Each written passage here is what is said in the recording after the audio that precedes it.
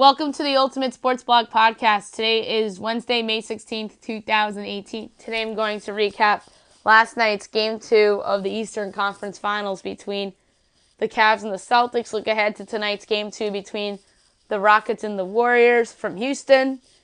Look back on last night's NBA Draft Lottery. Look back on last night's Game 3 between the Lightning and the Capitals.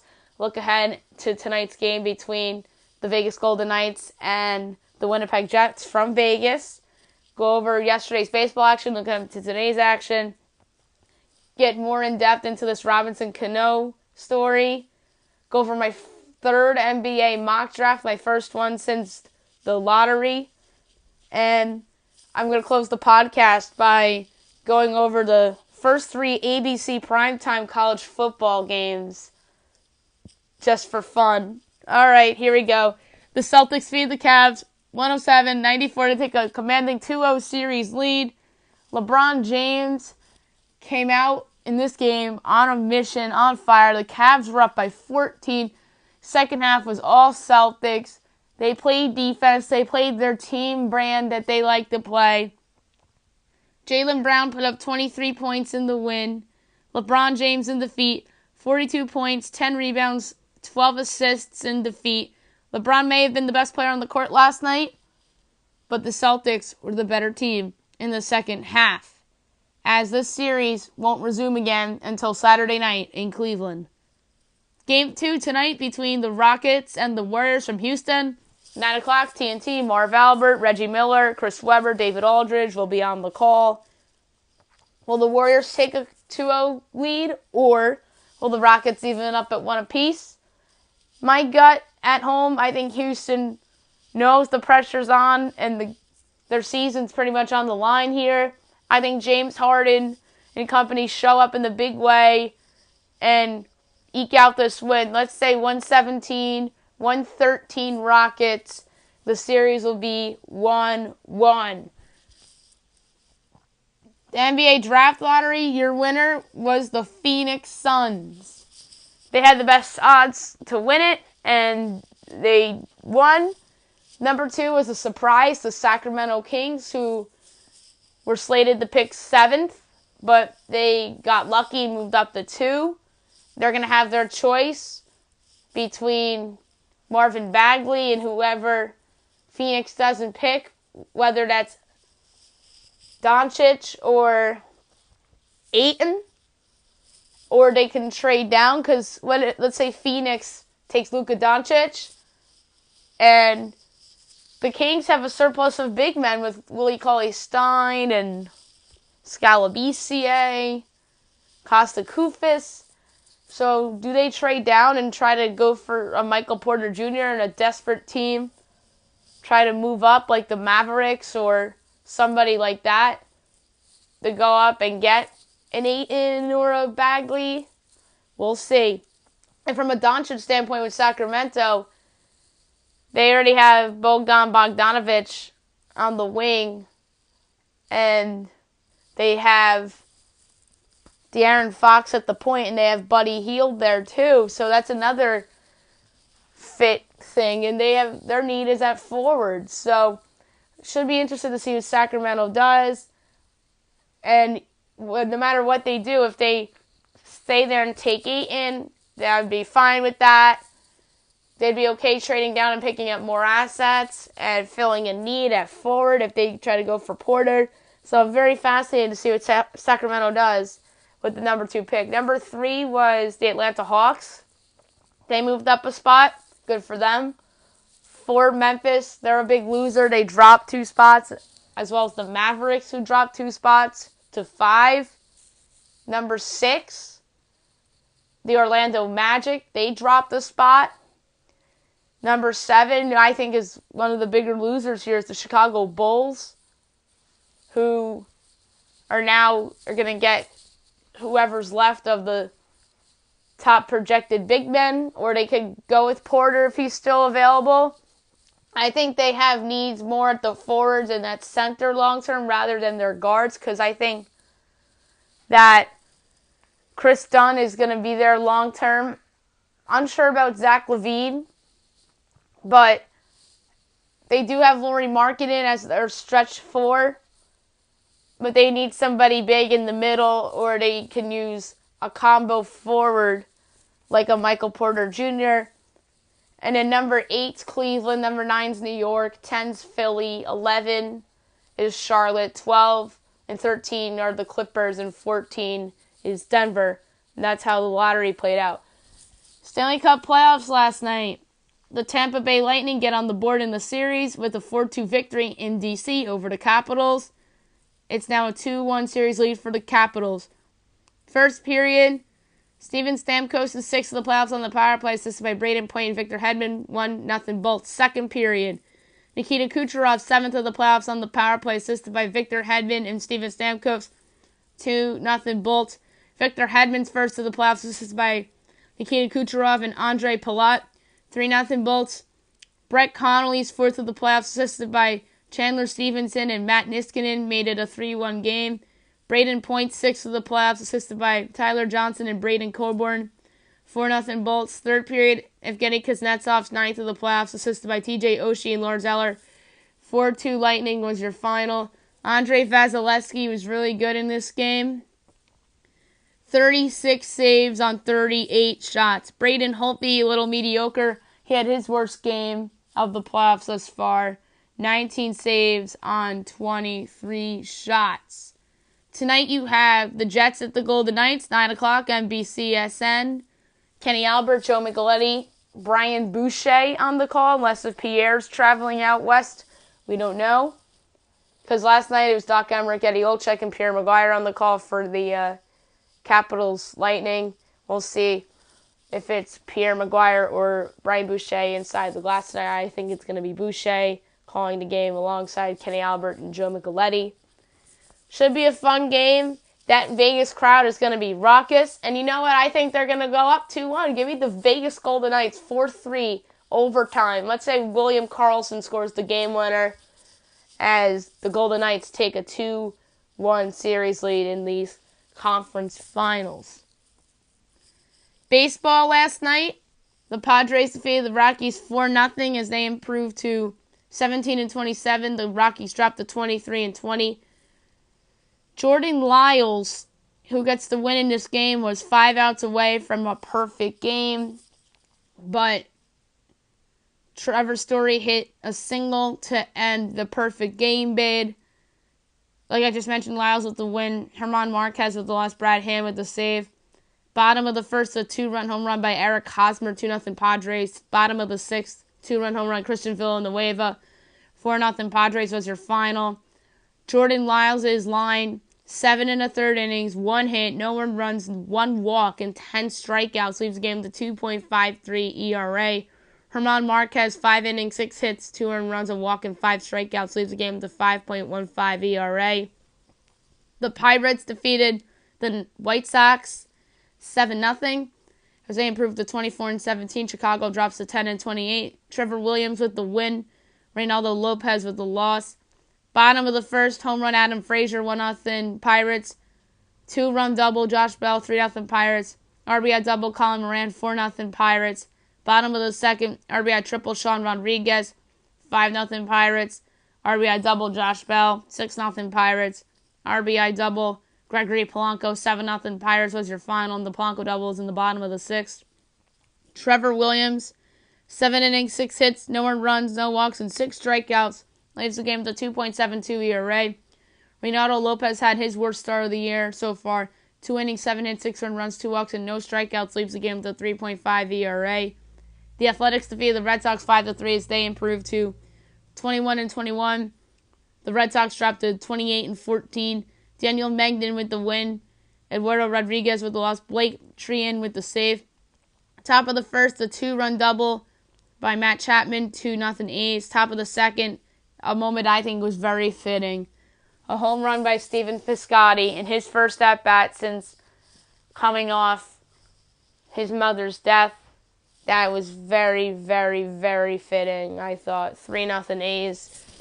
Bottom of the fourth, fielder's choice, Mitch Moreland, 3-1 A's. Bottom of the fifth, home run, Andrew Benintendi, 3-2 A's. Top of the eighth, a 2-run double by Mark Hanna, 5-2 A's. Bottom of the ninth, RBI ground out, Mookie Betts, 5-3 A's was your final. Daniel Magnan pitched pretty well. 6 innings, 8 hits, an earned run, no walks, and 3 strikeouts. Leaves the game with a 3.75 ERA.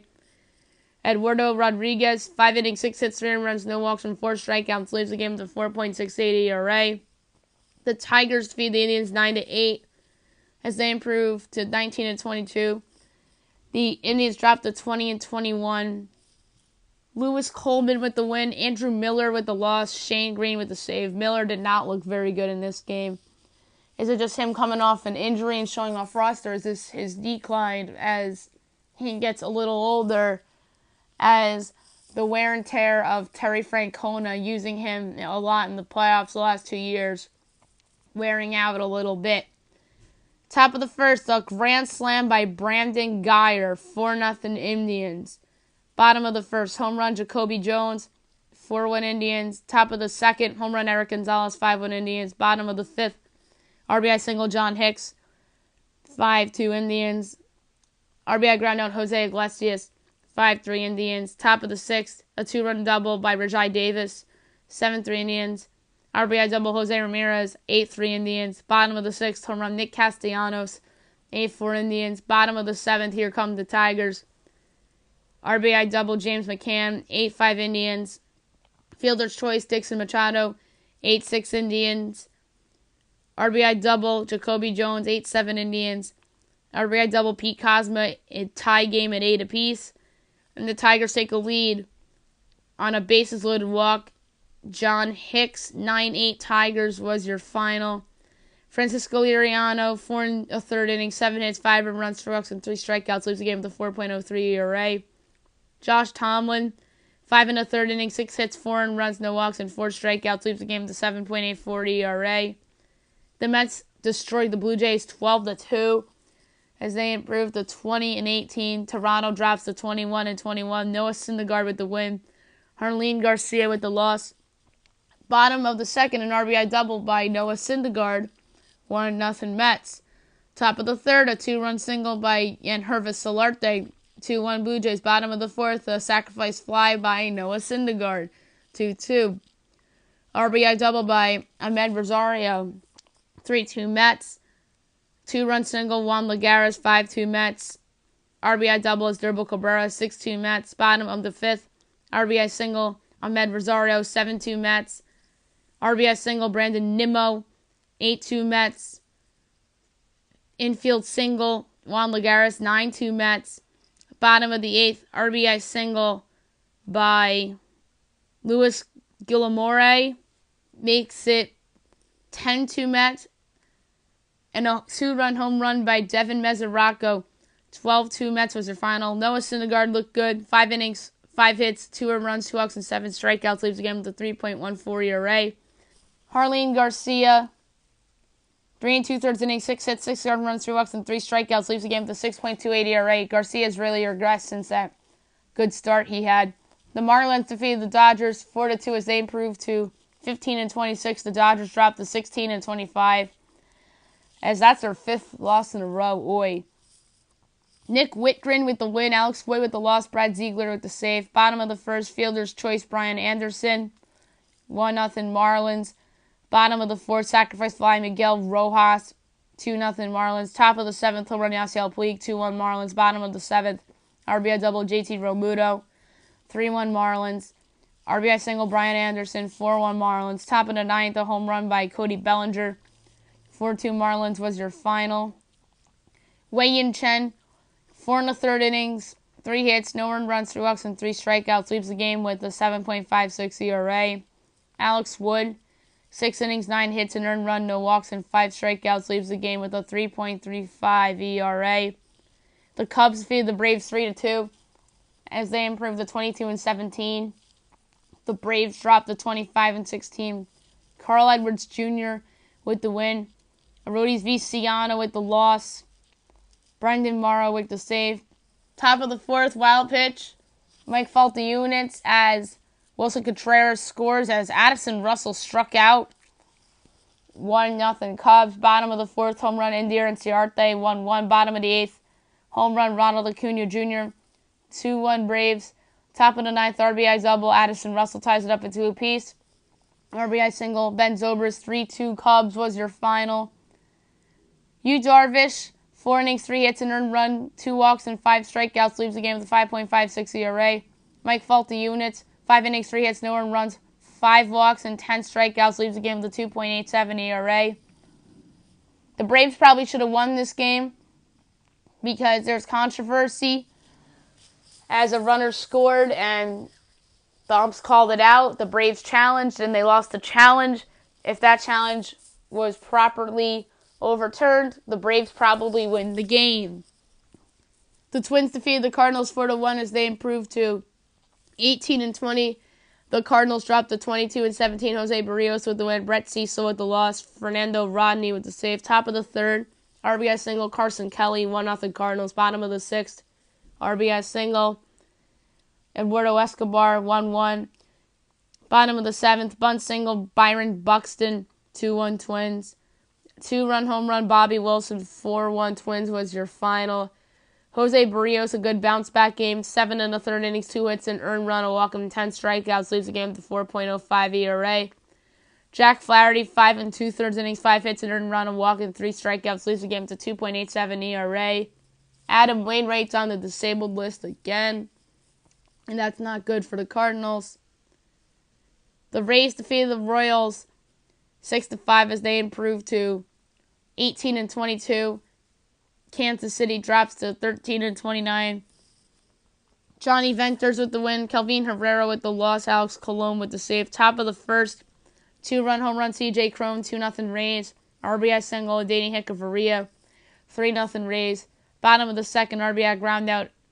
Alex Gordon, 3-1 Rays. Top of the third, sacrifice fly. Malik Smith, 4-1 Rays. Bottom of the fifth, RBI ground out. Ryan Goins, 4-2 Rays.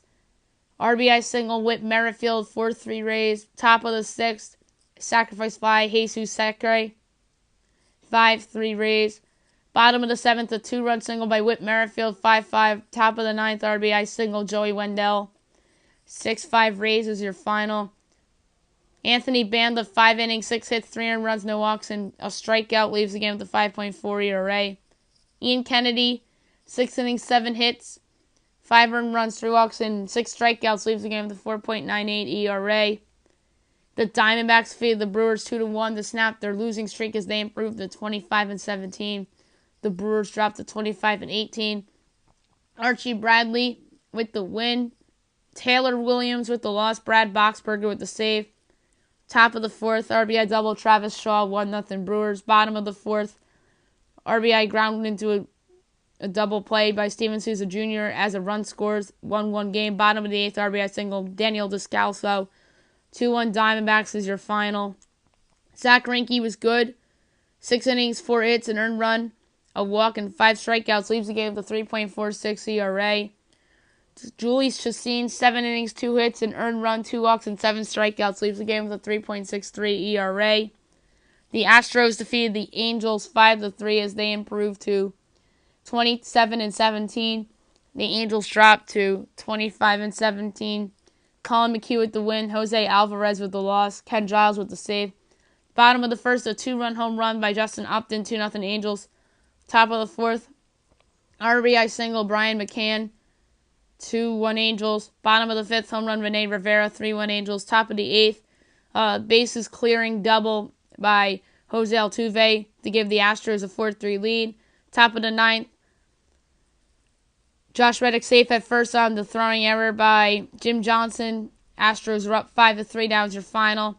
Garrett Cole had perhaps his worst starting of the year.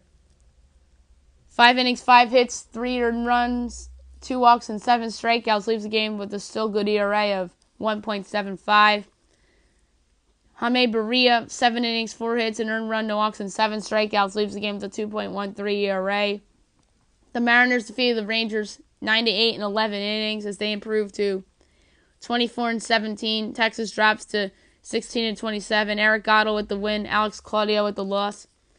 Bottom of the first, RBI triple. Mitch Haniger, 1-0 Mariners. Top of the second, Kiner Falefa sacrifices to the catcher as a run scores on the error by Mike Leake, 1-1.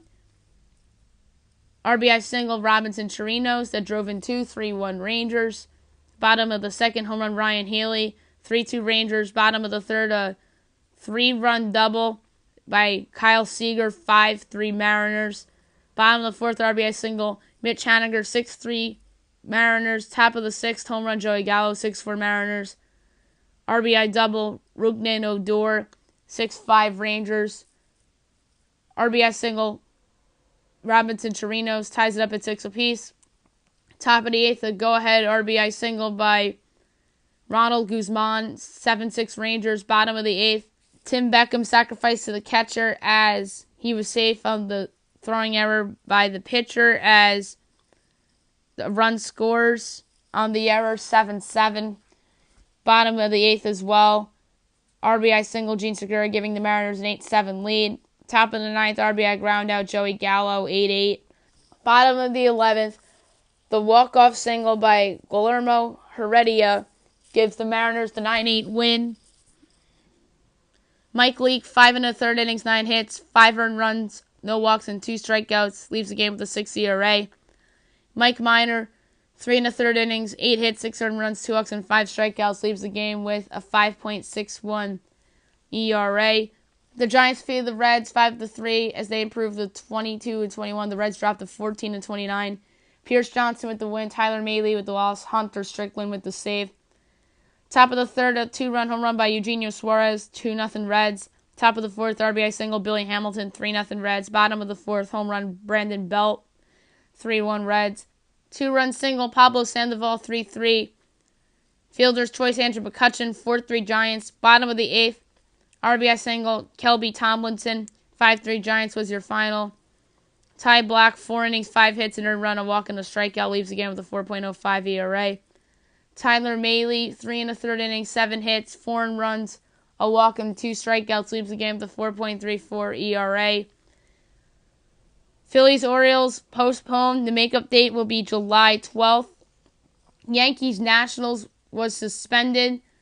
It was a 3-3 game in the bottom of the sixth, and it will resume at 5 o'clock tonight. Phillies-Orioles is going on right now as the Orioles have an early 1-0 lead on a home run by Adam Jones. Andrew Kashner is against Nick Pivetta in that pitching matchup. Also underway is White Sox-Pirates. Jameson Taillon and Hector Santiago's your matchup. Indians-Tigers, you have Trevor Bauer and Ryan Carpenter. Cardinals-Twins, you have Miles McCullough and Lance Lynn. Blue Jays-Mets, you have J.A. Happ and Zach Wheeler. Rays-Royals, you have Jacob Faria and Jason Hamill. Rangers-Mariners, you have Bartolo Colon and Christian Bergman. Brewers-Diamondbacks, you have Brandon Woodruff and Matthew Koch. Reds-Giants, you have Matt Harvey and Andrew Suarez.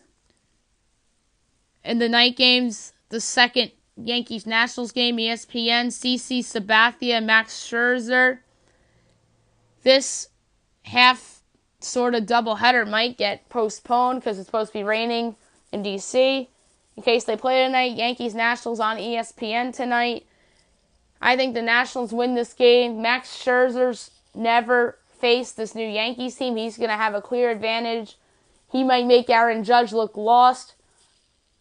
I'm going to say the Nationals win this game 3-2. I think Sabathia pitches pretty well to keep the Yanks in this game. I won't be shocked if Stanton actually homers off of Scherzer, because I feel like I've seen that in the past when Stanton was on Miami and Scherzer's been with the Nats for a couple of years now, so Stanton's faced Scherzer a bunch of times. None of this current Yankees team other than Stanton has seen Scherzer, and that's why I think the Nats have an advantage tonight. So give me the Nationals tonight on Wednesday Night Baseball. You have the Athletics and the Red Sox, the A's going for the sweep. Trevor Cahill and Chris Sale. That's going to be a tough ask for the A's. Dodgers, Marlins. The Dodgers got to start winning games.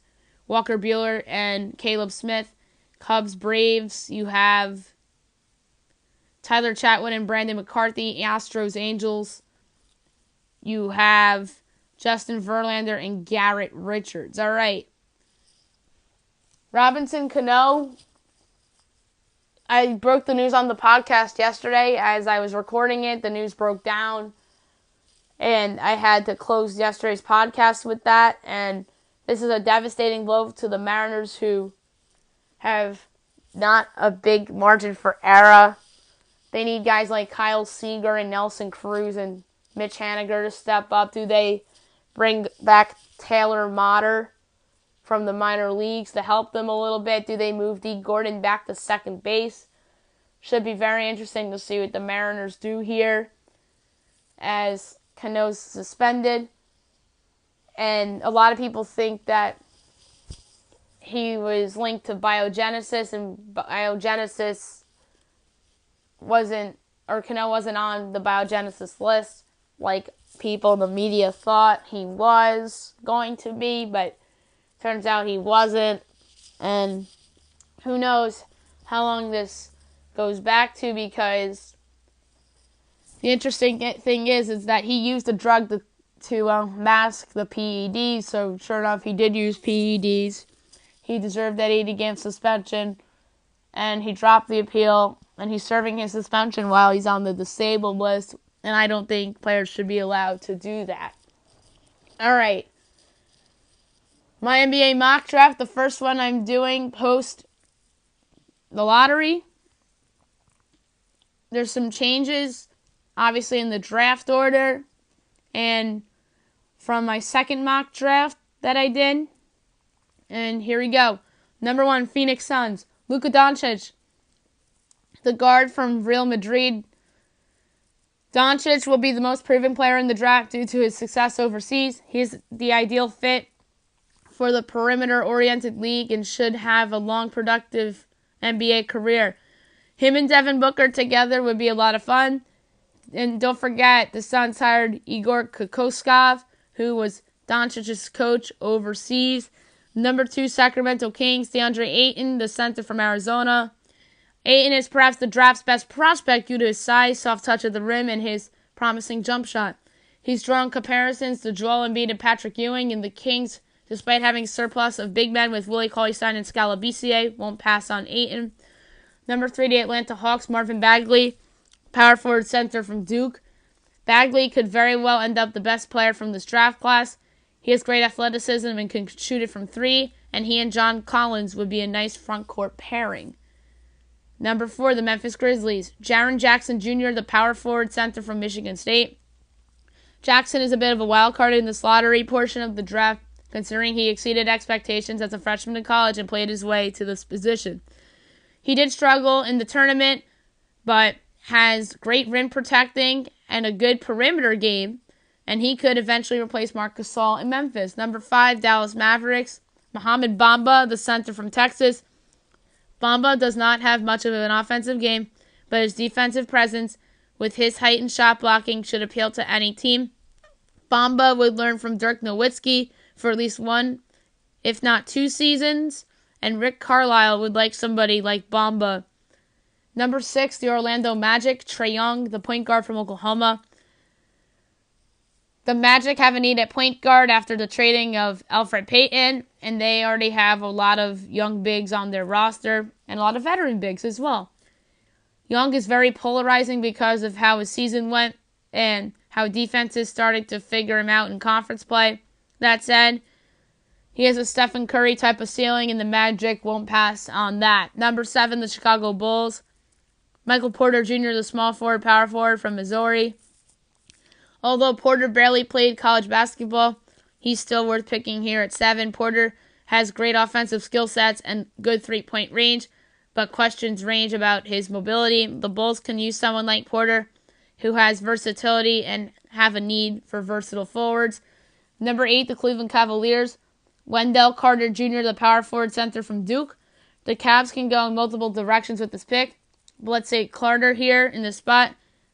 Carter is very overshadowed on the Blue Devils due to his teammates, but his defense is excellent and he provides spacing on the floor. Carter could possibly replace Kevin Love if they decide to move on from him this summer. Number 9, the New York Knicks, Mikal Bridges, small forward, Villanova. Bridges took a massive leap this year for the Wildcats. Due to his 3-and-D capability, Bridges is one of the draft's safest bets. The Knicks pretty much have needs everywhere on their roster, and Bridges would be a nice fit with Kristaps Porzingis once he comes back from his ACL surgery. Number 10, the Philadelphia 76ers from the Los Angeles Lakers via the Boston Celtics. Lonnie Walker, shooting guard, Miami. Walker didn't have the greatest freshman season due to his meniscus tear, which provides an interesting case for him to return to Miami for his sophomore season. That said, Walker is worth taking in this spot due to his pure talent and potential. Number 11, Charlotte Hornets, Miles Bridges, the small forward from Michigan State. Although Bridges might end up becoming a small ball forward in his future due to his average ball handling, he's a great shooter on the wing and provides great athleticism. Bridges would be a nice fit on this rebuilding Hornets team as they can view him as a building block. Number 12, the Los Angeles Clippers from the Detroit Pistons. Colin Sexton, point guard, Alabama. Sexton at this spot would be a steal for the Clippers. He is super fast, super quick, and forever aggressive, all of which are great qualities for anybody entering the NBA.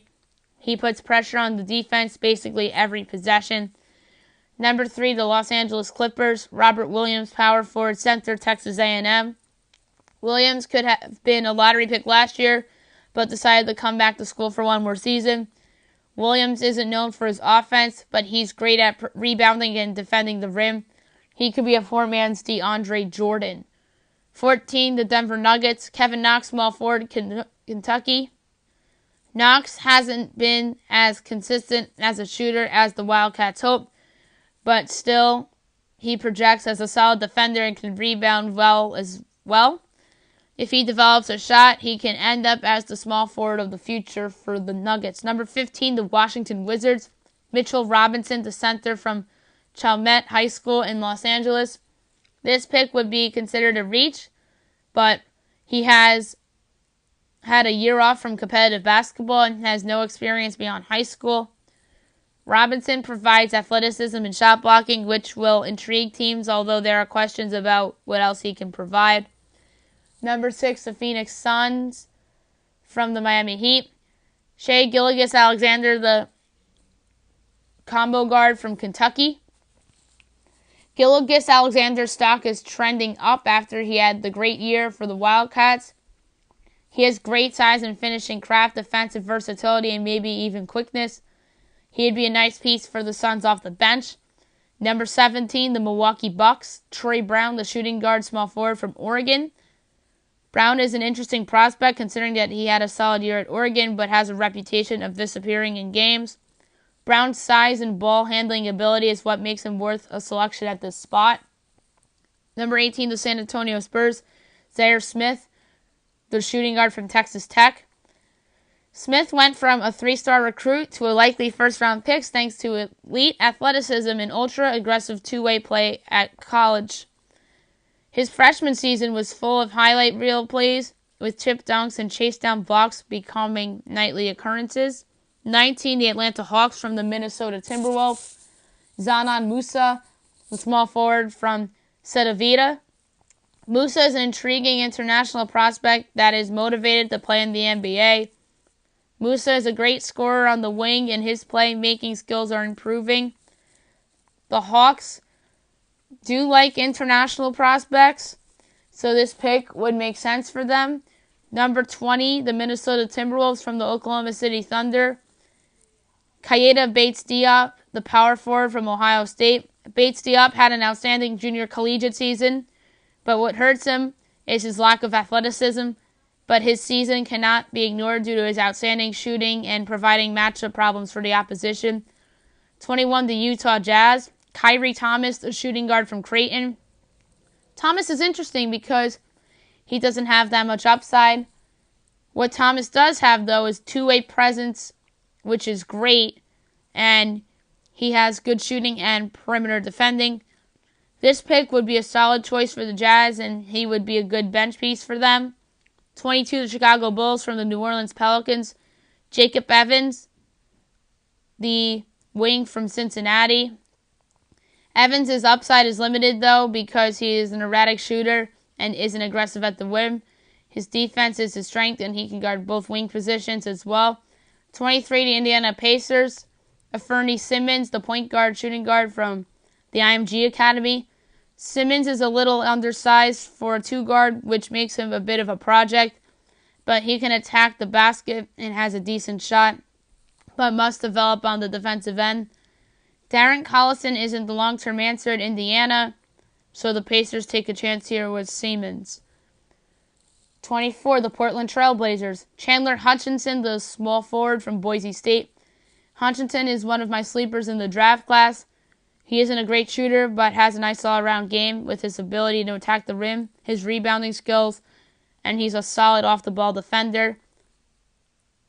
Number 25 is the Los Angeles Lakers. Jontay Porter, the center from Missouri.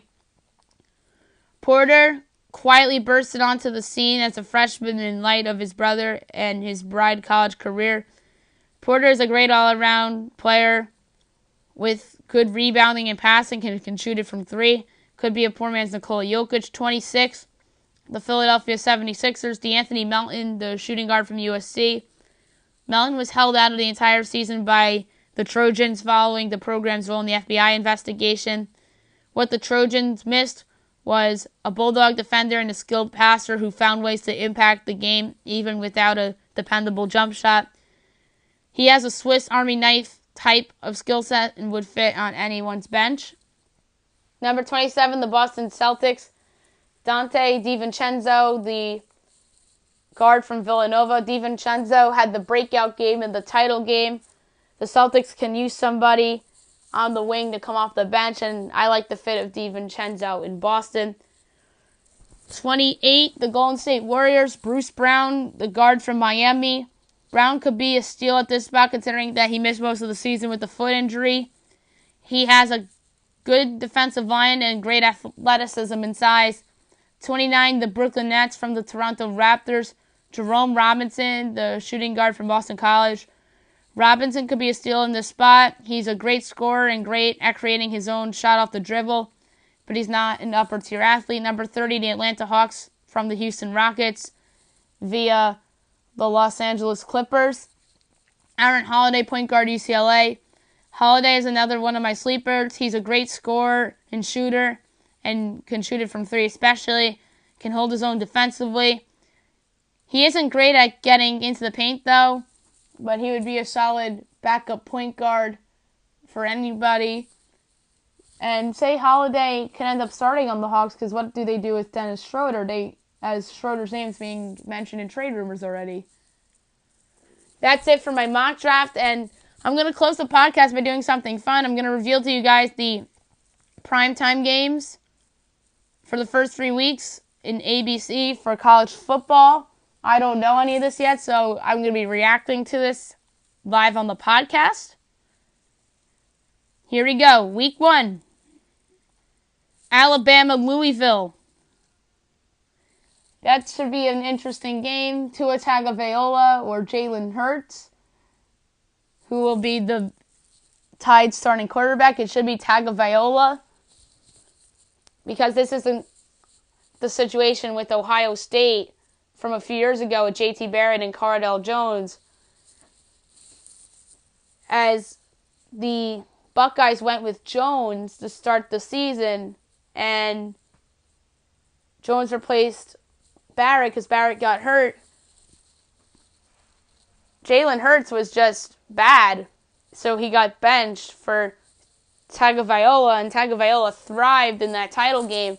So Tagovailoa should be the starting quarterback. We'll see how Louisville looks this year after the loss of Lamar Jackson.